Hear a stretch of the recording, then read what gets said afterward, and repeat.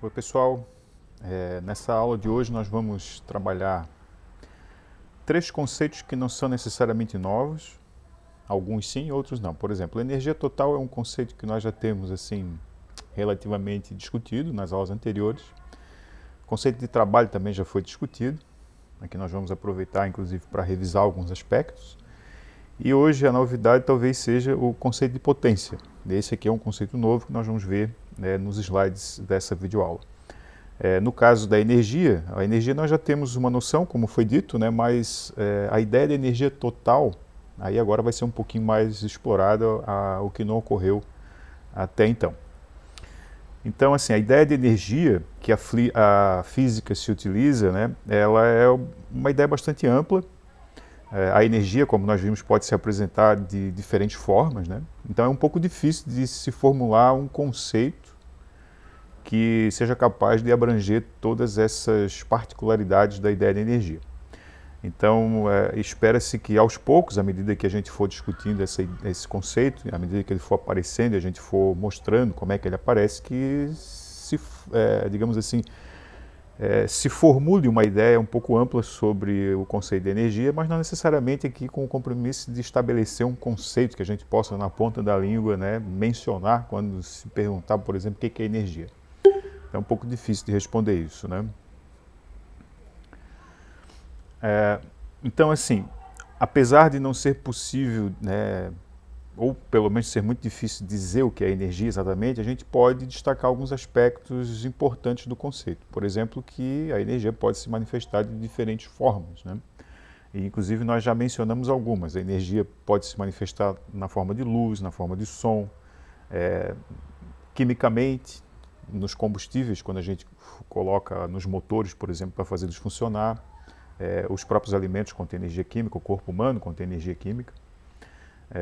E uma muito especial que é a energia mecânica, energia de movimento, né? O tema que nós estudamos no primeiro ano é basicamente mecânica, então essa forma de energia é muito importante para as discussões que a gente tem, ou que a gente já teve aqui no nosso curso de física do primeiro ano, né? Então, um aspecto muito importante sobre a ideia de energia, sem mencionar uma forma ou outra específica, é que a quantidade de energia do universo ela é considerada constante. Mas veja, isso é uma coisa que não se pode provar, né? Mas os cientistas, depois de analisar uma série de situações e de fenômenos na natureza, tornou-se muito plausível propor a hipótese de que a energia do universo ela é constante, embora ela seja ou esteja distribuída de diferentes formas, né?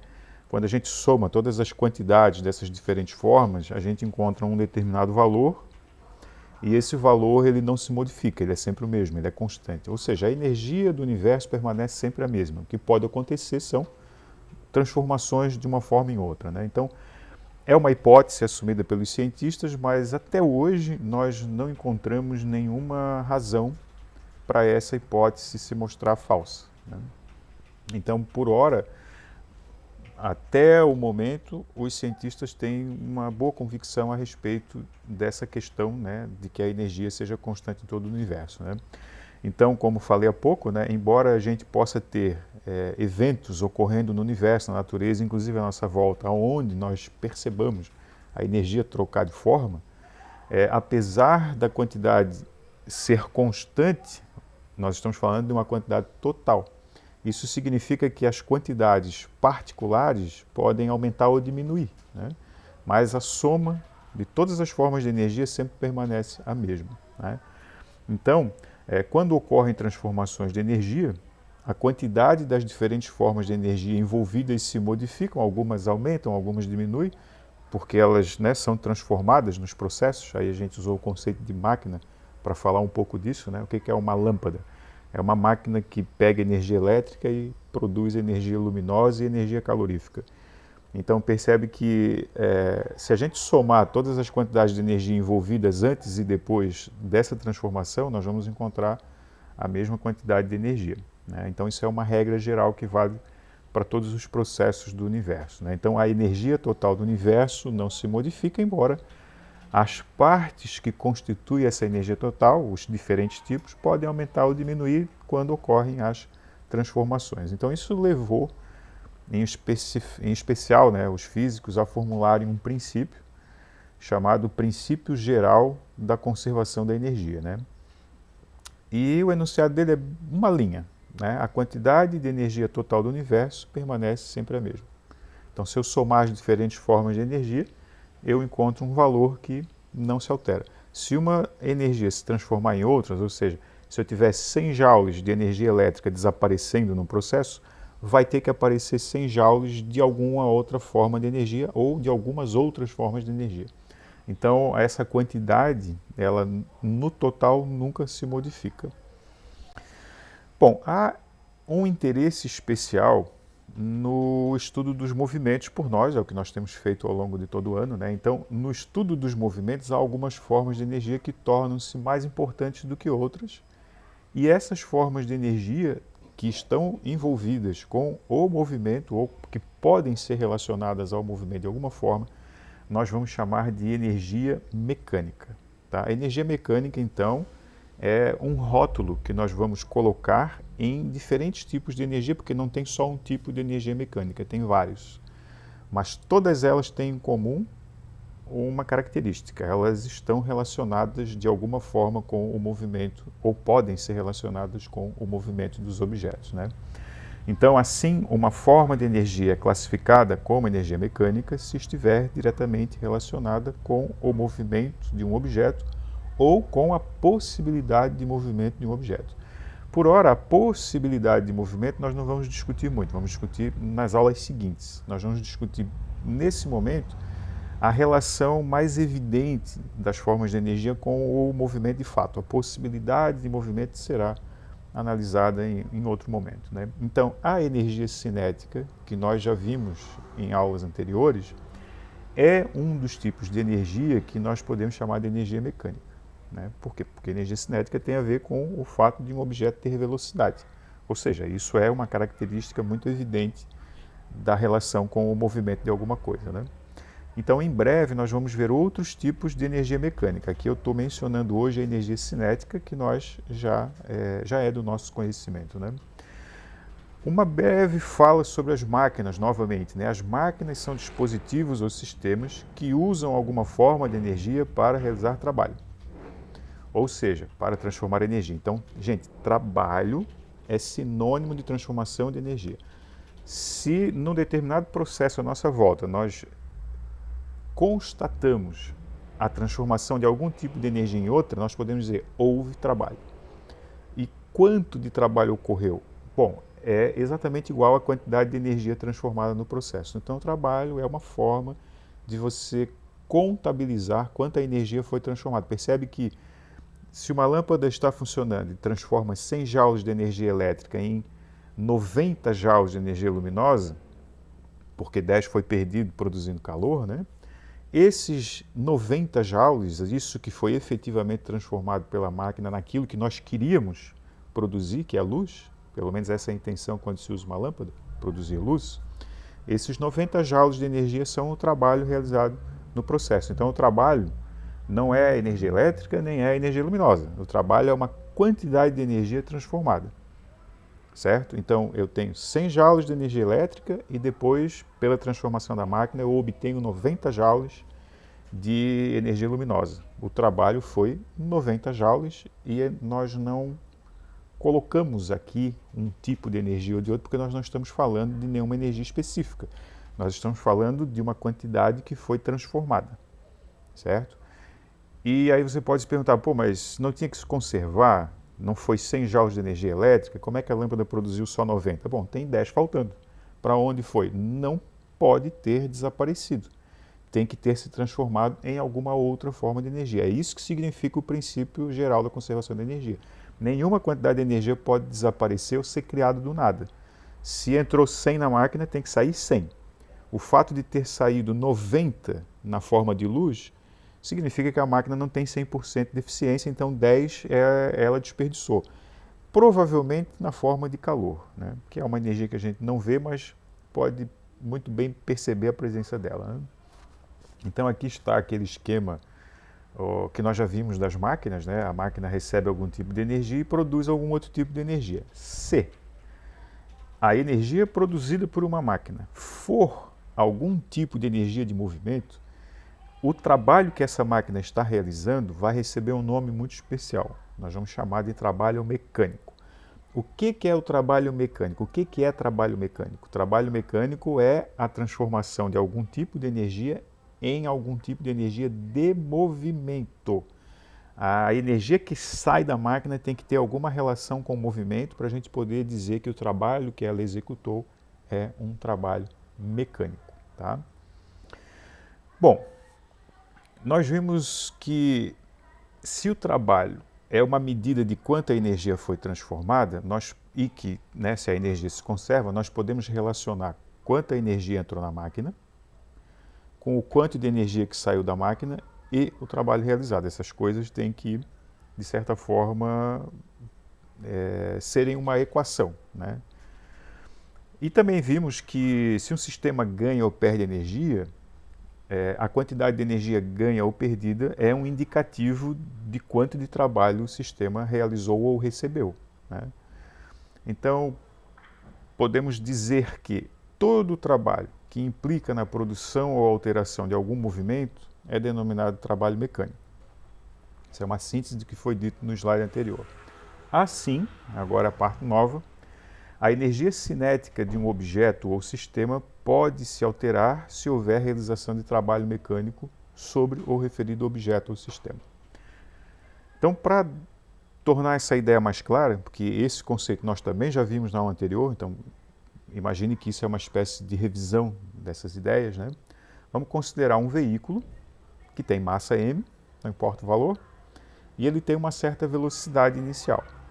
Esse veículo, por estar em movimento e ter uma certa quantidade de massa, ele tem uma quantidade de energia cinética associada a ele. Então, estar em movimento significa ter alguma energia. E essa energia é chamada de energia cinética. A energia cinética é um dos tipos de energia mecânica, porque está flagrantemente relacionado ao movimento. Né? Então, se esse objeto, por algum motivo, não vamos discutir qual aqui, ele tiver um aumento na sua velocidade, ele vai ter, evidentemente, mais energia do que tinha antes. Então, dizemos aqui, houve um aumento de energia cinética.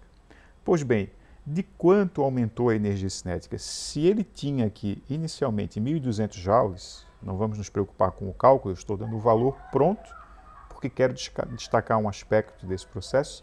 Então, supondo que ele tinha 1.200 joules de energia cinética, e por algum meio, né, ele aumentou sua energia cinética para 1.800. De quanto foi um aumento? Foi de 600 joules de energia. Com certeza, essa quantidade de energia, esse aumento de energia foi dado a esse objeto a partir de algum processo de transformação de energia. Né? Aí nós poderíamos falar, tem alguma máquina aí realizando trabalho, porque a energia de um objeto não pode aumentar do nada. Né? Alguma energia tem que ser transformada para o objeto poder ganhar essa energia. Né?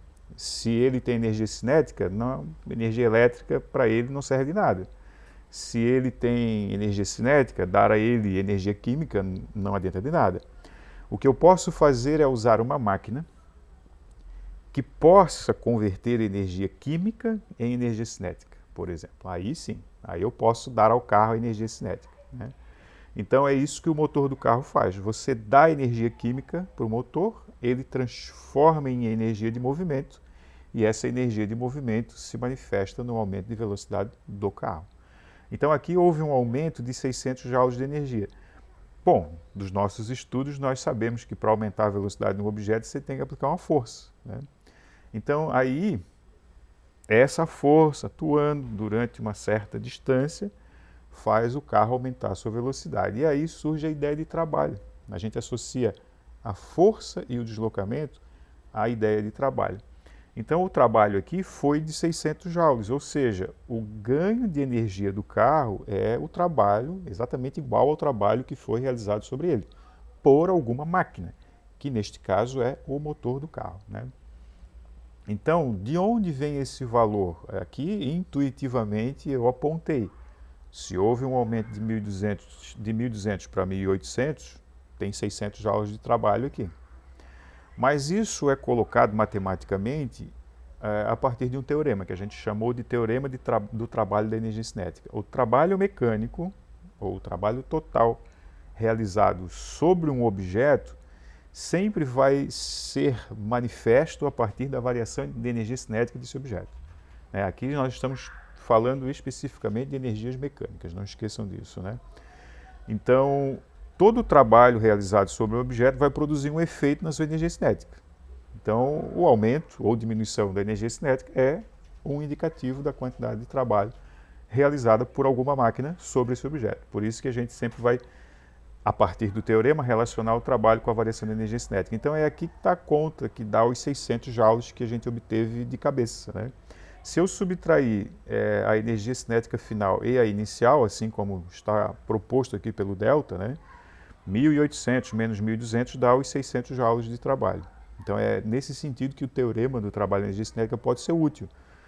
Se eu souber as energias de um objeto, que ele tem antes ou depois de receber o trabalho, eu posso calcular quanto trabalho foi realizado sobre ele, né? Não preciso calcular o trabalho, eu posso obter o trabalho por outros meios, né? Então, para relembrar as equações envolvidas, se eu tiver o valor da força e souber durante quanta distância essa força atuou, eu até posso calcular o trabalho. Se eu não souber isso, aí eu preciso saber as energias do objeto, antes e depois do trabalho ser realizado sobre ele. E essa energia, se for do tipo cinética, eu tenho como calcular. Eu preciso da massa e das velocidades antes e depois da realização do trabalho. Aí eu posso calcular as energias cinética final e inicial, né? Então, assim, o trabalho mecânico positivo é aquele que produz aumento de energia cinética. Nós vamos chamar esse trabalho que produz aumento de energia cinética de trabalho motor. Então, muita atenção para essa definição, né? Todo trabalho mecânico positivo, ou seja, que faz a energia cinética do corpo aumentar, vai ser chamado de trabalho motor. Pode acontecer, por exemplo, quando eu freio um veículo, aí eu utilizo o atrito, né, para o carro parar. O atrito é uma força sempre de oposição ao movimento, né? Se eu quero parar um objeto, eu tenho que fazer força contra o movimento dele. E é isso que os freios fazem. Então, se um carro está andando com energia cinética de 2.300 joules e eu aciono os freios, depois de percorrido uma certa distância, a energia cinética do corpo tende a diminuir. Posso até zerar, inclusive, para parar o carro, se for o caso, né? Nessas situações em que houver trabalho mecânico atuando contra o movimento de um objeto, esse trabalho é negativo e ele vai ser denominado de trabalho dissipativo, ou então de trabalho resistente. Então, o trabalho motor é aquele trabalho que faz a energia cinética de um objeto aumentar.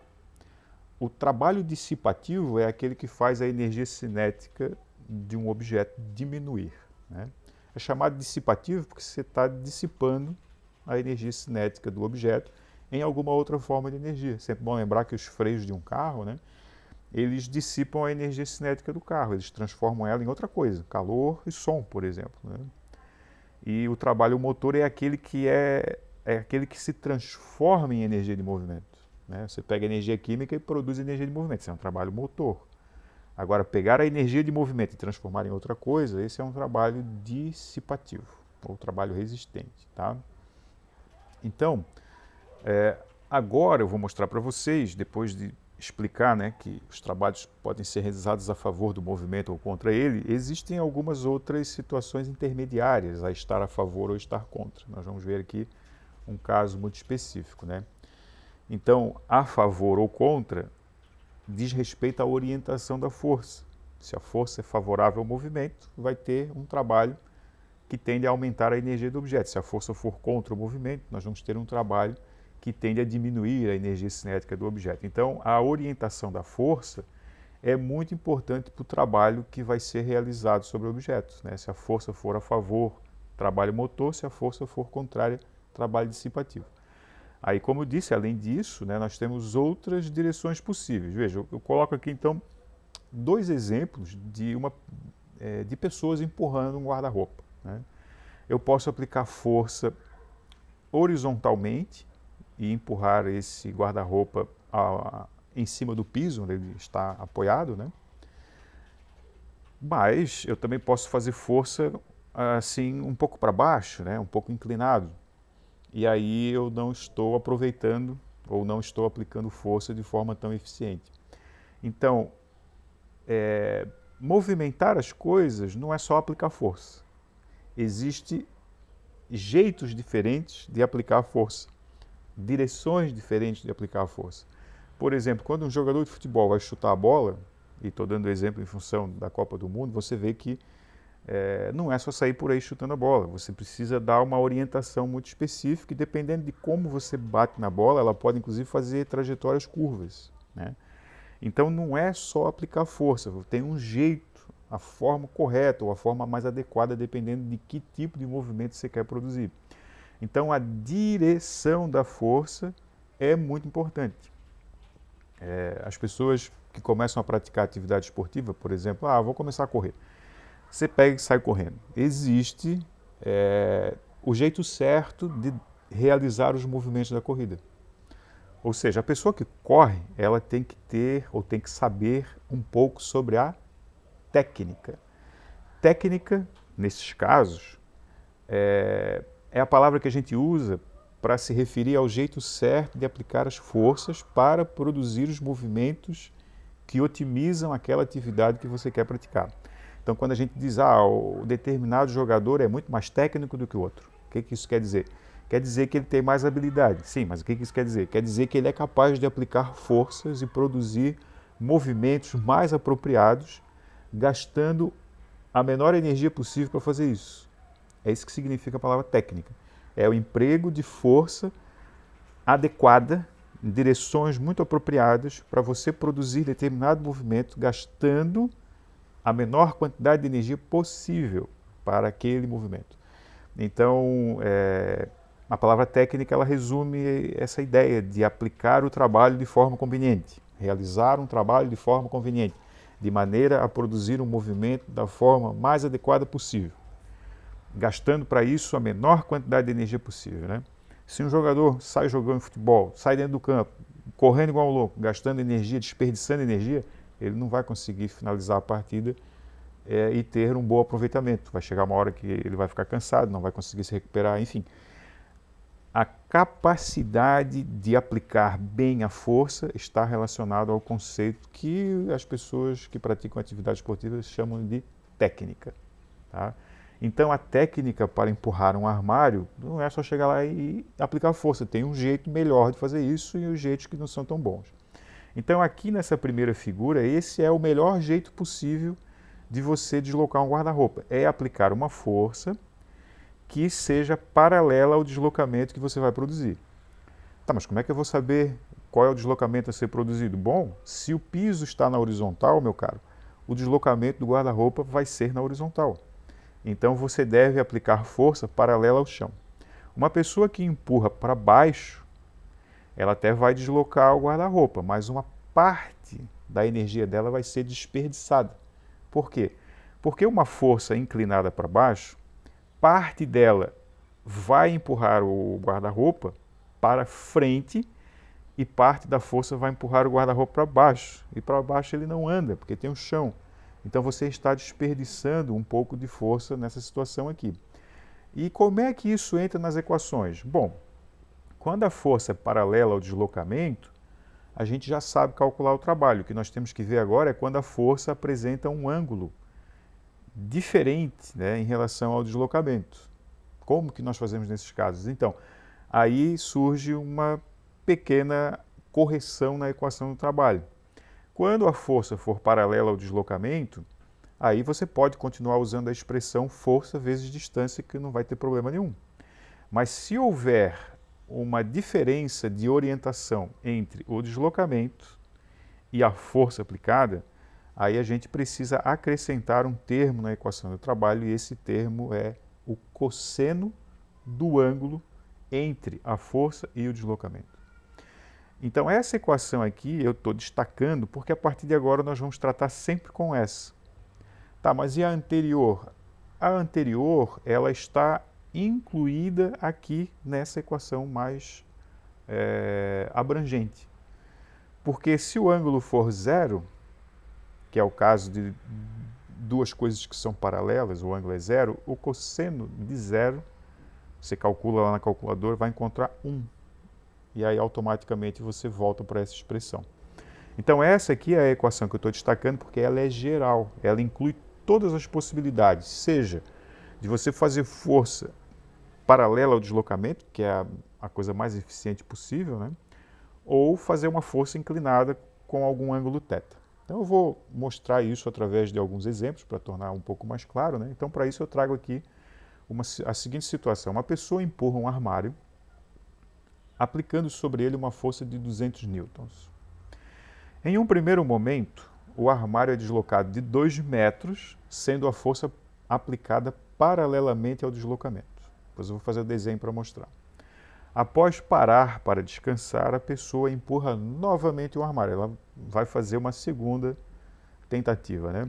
O deslocamento, então, ocorre por mais de 2 metros, empregando a mesma força de 200 newtons, só que agora, a pessoa já estando um pouco cansada, ela se descuida e empurra para baixo, um pouco para baixo, 30 graus com relação à direção do deslocamento, como nós vamos ver aqui, né? Em qual das situações a transferência de energia foi mais eficiente? Ou seja, em qual das duas situações houve mais quantidade de energia transferida para o armário? Ou seja, foi feita uma realização de trabalho maior.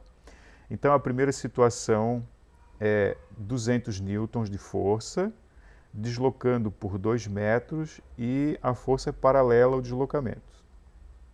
E no segundo caso, a força também é de 200 newtons, o mesmo deslocamento é de 200 metros, 2 metros, só que agora a pessoa, estando cansada, ela aplica a força um pouco para baixo, inclinada de 30 graus.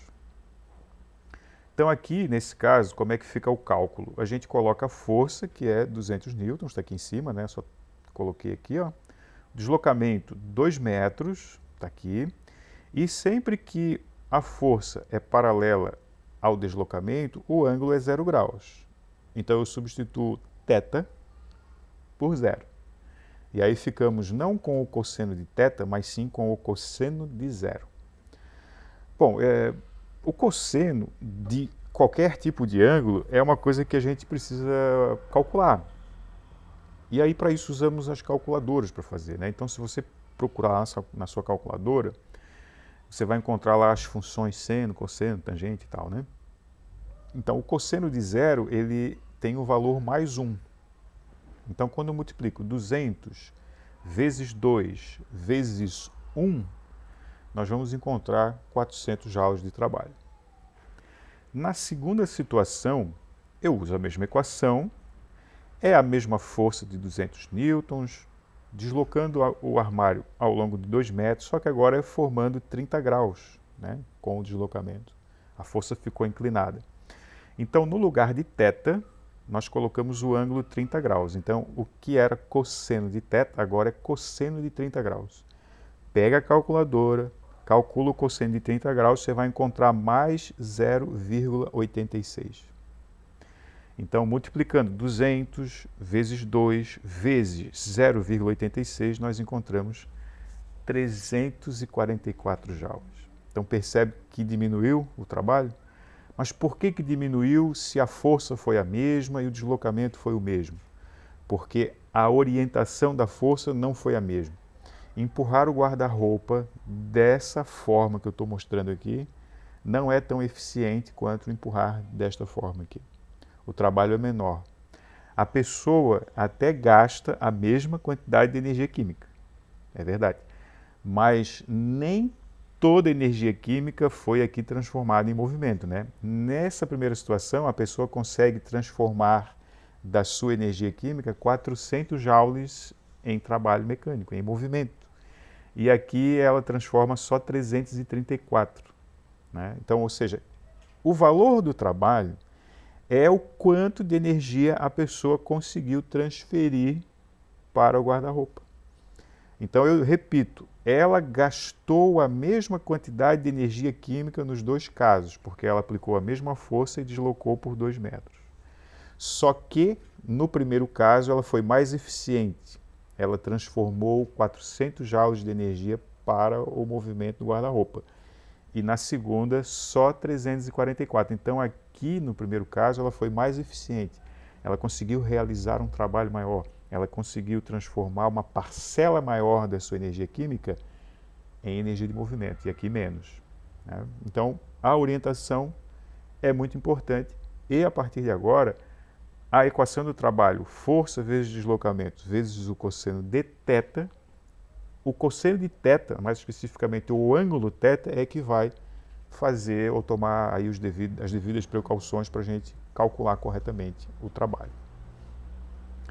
Um outro exemplo com forças de atrito envolvidas, né? Então vamos considerar agora que durante o movimento do armário haja também uma força de atrito de 50 newtons.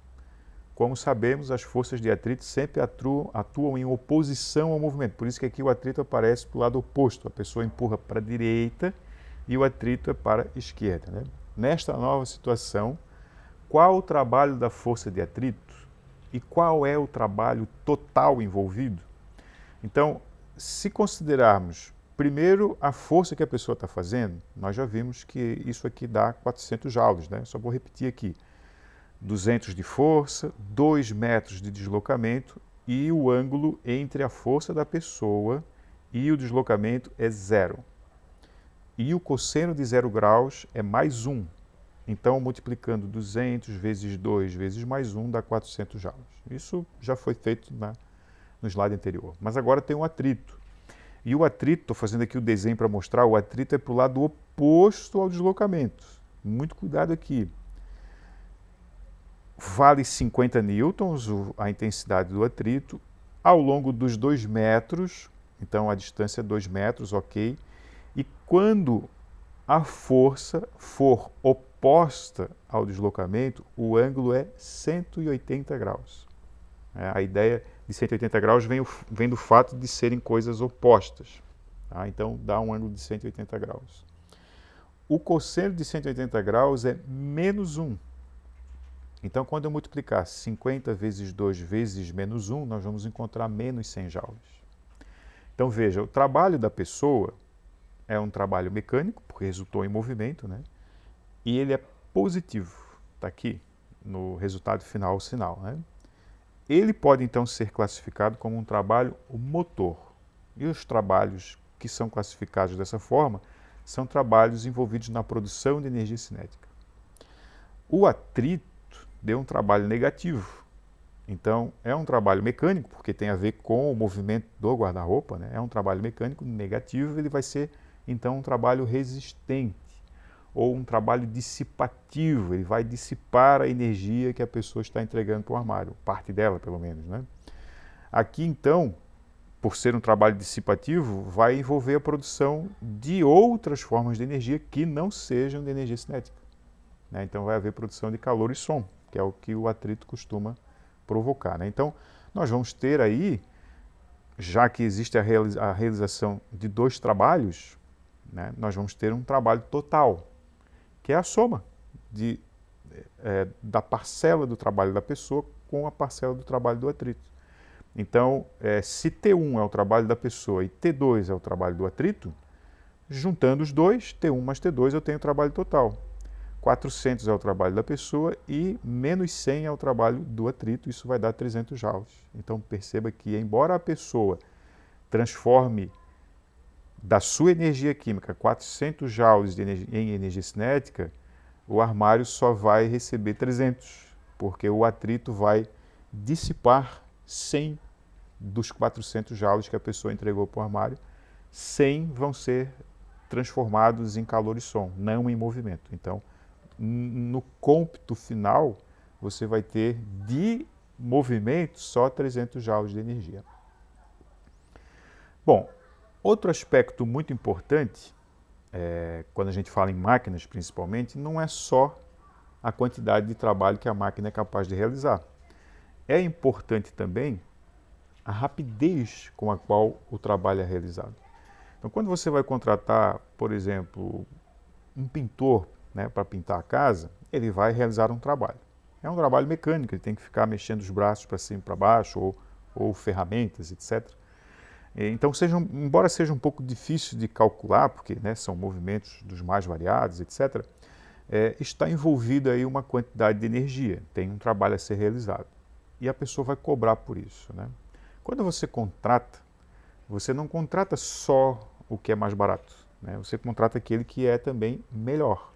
Ou seja, um pintor pode ter mais técnica do que o outro. Além do que ele pode usar tintas melhores, enfim, né? Mas como você mesmo vai ter que pagar a tinta, então isso não diz respeito ao pintor, né? Ele vai dizer, eu cobro tanto e você compra a tinta, tá bom.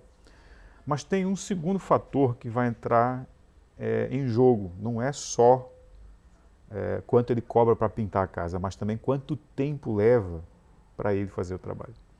Então, eu fiz essa comparação, mas na verdade a gente vai falar das máquinas, né? Não estou querendo aqui comparar uma pessoa a uma máquina, né? Mas, do ponto de vista físico, a gente pode tratar, né, o corpo humano como se ele fosse uma máquina, como já vimos anteriormente, né? Então, quando a gente vai escolher uma máquina para determinada tarefa, a gente tem que sempre considerar dois fatores. Ela tem capacidade de realizar o trabalho que é preciso? E isso implica não só na quantidade de energia necessária, mas também na rapidez com a qual a máquina vai ser capaz de realizar esse trabalho. Então aí surge um conceito novo. A rapidez com a qual uma máquina realiza uma quantidade de trabalho é um conceito que em física nós chamamos de potência. A palavra potência ou potencial tem a ver com capacidade, possibilidade. Quando a gente diz que um determinado jogador da seleção brasileira tem muito potencial, significa que ele ainda não é tão bom, mas ele pode vir a ser. Então a gente usa a palavra potencial quando a gente quer se referir a alguma coisa que pode vir a ser, mas ainda não é de fato. Então, por exemplo, a determinada máquina tem uma certa potência. Isso significa que ela pode vir a realizar uma certa quantidade de trabalho com uma certa rapidez. Ela está ali desligada, ela não está nem funcionando, mas eu sei do que ela é capaz, ou seja, eu sei que ela tem uma potência. Saber a potência de uma máquina é saber a capacidade que ela tem de realizar um trabalho que envolve uma certa quantidade de energia com uma certa rapidez. Então esse é o conceito de potência que nós vamos ver agora, né?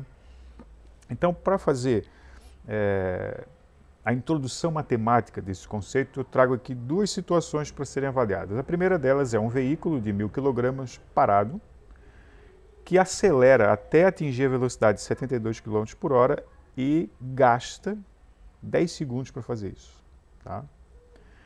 E um outro veículo, também de 1000 kg, realiza a mesma tarefa de atingir a velocidade de 72 km por hora, só que ele faz isso em 8 segundos, não em 10, então ele é mais rápido. Então aqui estão envolvidas a mesma massa e a mesma velocidade final. Vou mostrar para vocês que a energia nesses dois processos é a mesma, mas o carro de baixo realiza o trabalho, na verdade o motor, né, mais rapidamente que o motor do carro de cima. Tá? Então a primeira providência aqui, e relembrando, né, nós não trabalhamos com quilômetro por hora quando o assunto é energia ou leis de Newton. A gente sempre usa metro por segundo. Então aqui, o que eu fiz? Eu dividi 72 por 3,6 e isso dá 20 metros por segundo. Já transformei as duas velocidades.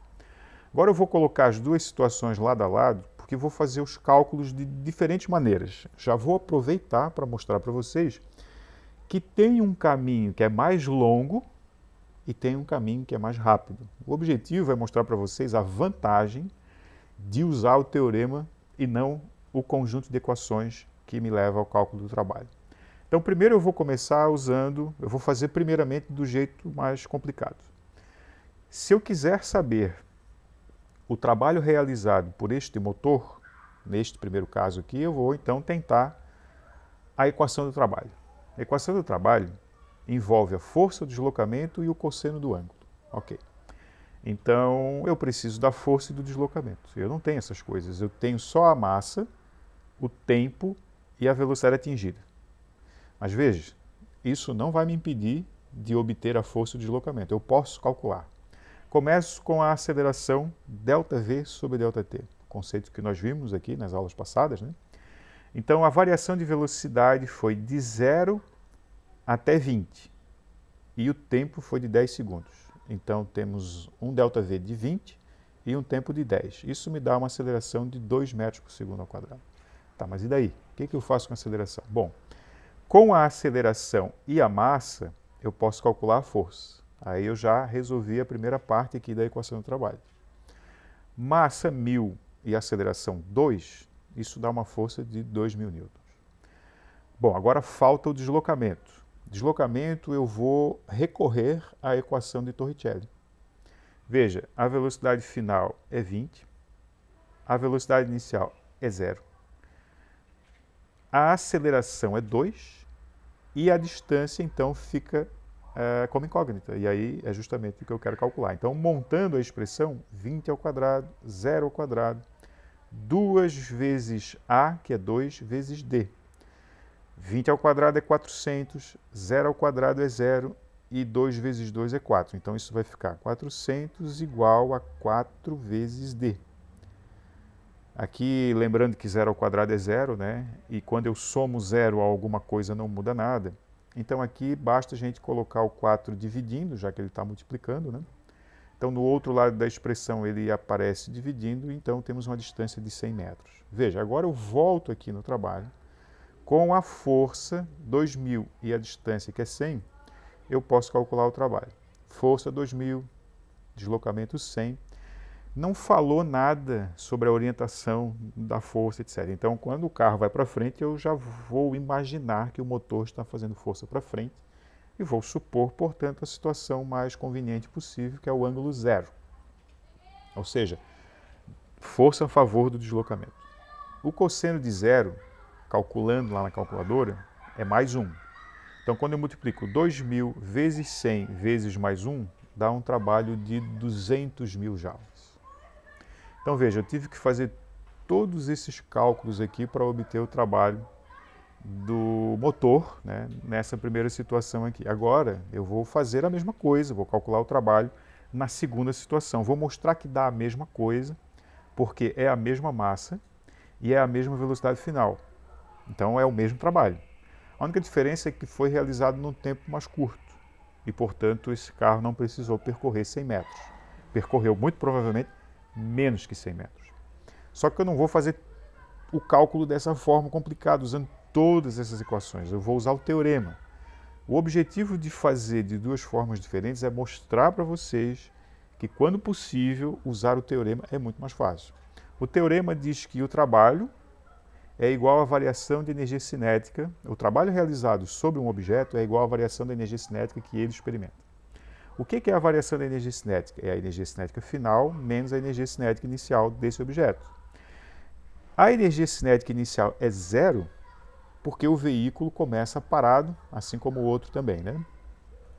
E a energia cinética final, a gente pode calcular como sendo a massa vezes a velocidade final ao quadrado sobre 2. Percebe que aqui eu já não coloquei a energia cinética inicial porque ela é 0, né? Já nem escrevi mais. Substituindo a massa, que é 1000, velocidade aqui final obtida é 20 metros por segundo, então 20 ao quadrado. E aqui embaixo o fator 2.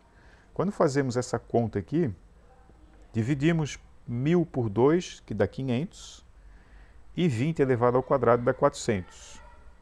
Quando multiplicamos isso, dá 200.000, ou seja, o mesmo trabalho. Eu poderia ter feito desta forma aqui, usando o teorema, também no primeiro caso, mas optei por fazer explicitamente de duas formas diferentes para mostrar para vocês a utilidade do teorema. Ele é muito útil, porque ele economiza uma série de cálculos, né? Ao mesmo tempo, aproveito para revisar o conceito de aceleração, o conceito de força, as expressões mais especificamente, né? E a própria expressão da equação de Torricelli, né? Então, uma espécie de revisão. Mas, enfim, se nos dois casos o trabalho é o mesmo, o que é diferente? Bom, o tempo não é o mesmo. Num dos casos, houve a produção de trabalho mais rápida, 8 segundos, né? Então, isso diz respeito à potência dos motores. Quando nós dividimos o trabalho realizado pelo tempo gasto, No primeiro caso, nós vamos ter 200 mil joules dividido por 10 segundos. Dividindo isso, nós vamos encontrar 20 mil joules por segundo. Quando nós fazemos isso para o segundo veículo, ou seja, dividir o trabalho pelo tempo gasto, o trabalho é até o mesmo, 200 mil joules, mas o tempo gasto não é, o tempo gasto é menor. Aqui o trabalho foi realizado mais rapidamente. E isso aqui dá então 25 mil joules por segundo. Por isso que a gente chama de rapidez, porque é como se fosse uma espécie de velocidade. Mas não é uma velocidade em deslocamento, é uma velocidade em conversão de energia. Por isso que a unidade é joule por segundo. E a unidade joule por segundo, nós vamos chamar de watt. A potência aqui desenvolvida pelo motor no primeiro caso foi 20 mil watts. E no segundo caso foi 25 mil watts. Então, aqui no carrinho amarelo, né, o motor desempenhou uma potência maior, 25 mil watts. E aqui no primeiro carrinho, uma potência menor, 20 mil watts. Então, watt é a unidade de potência. Exemplo, se vocês olharem o chuveiro da casa de vocês, o chuveiro ele deve ter uma potência em torno de 5 mil watts. Então, o que isso quer dizer? Essa é a rapidez com a qual o chuveiro transforma energia elétrica em calor para aquecer a água. Evidentemente, se você quer que a água aqueça rápido ou mais, você precisa de um chuveiro mais potente, né? O que significa 1000 watts de potência num chuveiro? Significa que ele transforma 5 mil joules de energia elétrica em 5 mil joules de energia calorífica por segundo, ou a cada segundo. Então isso, né, repetindo, a potência tem a ver com a rapidez. Então a gente pode sintetizar aqui o conceito e a equação da potência da seguinte forma. A potência de uma máquina é obtida pela razão entre a quantidade de trabalho que ela realiza e o tempo necessário na realização do trabalho. Matematicamente, então, potência é igual a uma quantidade de trabalho dividido por um certo intervalo de tempo, que é o tempo gasto para realizar aquele trabalho. Duas possíveis unidades, joule por segundo ou então watt. Watt é a mesma coisa que joule por segundo, é só uma maneira mais econômica de falar sobre a rapidez com a qual uma máquina realiza um certo trabalho. Então, assim, vou trazer aqui um último exemplo, aproveitando aí que nós estamos em tempos de Copa, né? Esse aqui é um jogador, né, o atacante da seleção de Gana, o nome dele é Kamaldeen Sulemana, ele tem 70 kg de massa e ele foi considerado aí o mais rápido da fase de grupos, ou seja, a primeira fase, né? Mais rápido por quê? Porque num determinado jogo, mais especificamente quando ocorreu a derrota, né, por 2-0 contra o Paraguai, esse jogador aqui atingiu a velocidade de 35,7 km por hora em uma das suas arrancadas. Ele foi muito rápido, né? Considerando que ele tenha levado 4 segundos, né, então supondo que ele estava parado, aí alguém chutou a bola, ele deu a arrancada, então ele parte do repouso e 4 segundos depois ele atinge a velocidade de 35,7 km por hora, qual potência ele desenvolveu nessa arrancada? Qual foi a potência? Então, primeira coisa a fazer, transformar km por hora em metro por segundo. Então, dividimos 35,7 por 3,6, isso dá 9,9 metros por segundo. E agora calculamos a potência. A potência é o trabalho dividido por tempo. O tempo eu já tenho, é 4 segundos de arrancada. Eu preciso obter o trabalho. E aí a gente volta naquela situação anterior. Eu tenho 2 caminhos para calcular o trabalho. Usando um conjunto de equações, vocês viram que dá bastante trabalho, né? Ou usando o teorema do trabalho da energia cinética. Então, essa equação aqui exige que eu encontre a força que o atleta aplicou, encontre o deslocamento que ele, né, produziu durante a corrida. E aí aqui a gente supõe 0 graus, né, a força alinhada com o movimento e tal, porque não foi dito nada e não tem nenhuma figura para a gente avaliar. A gente supõe ser a situação mais ideal. Isso é muito trabalhoso, né? Então eu vou utilizar o teorema. E utilizar o teorema significa subtrair ou comparar as energias cinéticas antes e depois da realização do trabalho. O que é muito conveniente para nós, porque, veja, o atleta ele começa parado. Né? A gente supôs que ele está lá parado no campo e dá a arrancada. Então ele não tem nenhuma energia cinética de início.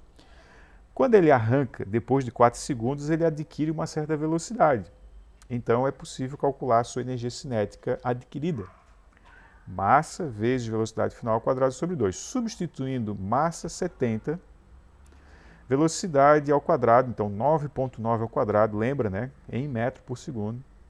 Tudo isso dividido por 2, quando fazemos essas contas todas aqui, nós encontramos aproximadamente 3.430 joules de energia necessárias para ele. Não é que necessárias, né? A energia cinética que ele adquiriu é de 3.430 joules. Provavelmente ele gastou mais energia do que isso, porque o nosso corpo produz nessa transformação algumas energias que não são inteiramente de movimento, né? Então há um pouco de desperdício, como a gente fala. Então essa é a energia efetivamente transformada em energia cinética, 3.430. Aí nós vamos lá na equação do trabalho, colocamos 3.430 joules de energia, esse é o trabalho que ele realizou, dividido pelos 4 segundos, que é o tempo que ele levou para adquirir essa velocidade. Então isso aí dá uma potência mais ou menos de 857,3 watts. Essa foi a potência do jogador naquela arrancada específica que nós estamos falando ali. Tá? Bom, com isso então encerro a videoaula de hoje. Se vocês precisarem voltar, né, para rever alguma parte, eu sempre recomendo que vocês revejam pelo menos ali a parte dos exemplos, né, isso ajuda muito. Eu vou então disponibilizar depois uma lista de exercícios para que vocês possam exercitar os conceitos que foram aqui discutidos e também exercitar as equações que a gente viu aqui hoje. Até mais, tchau, tchau.